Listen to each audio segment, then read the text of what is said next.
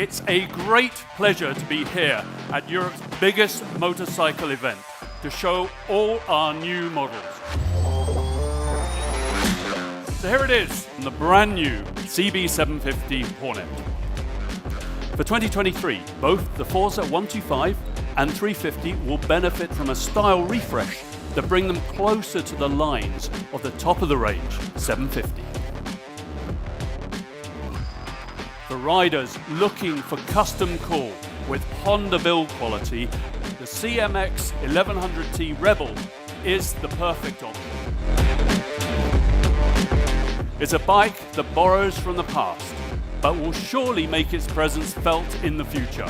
The new CL500. Ladies and gentlemen, the bike that is equally at home around town and around the world, we are very happy to welcome back the XL750 Transalp.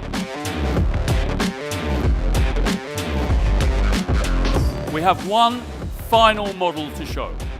It is the EM1E. It's a genuine look into the future. Thank you very much for joining us this morning. And again, please do come and see our fantastic Honda stand.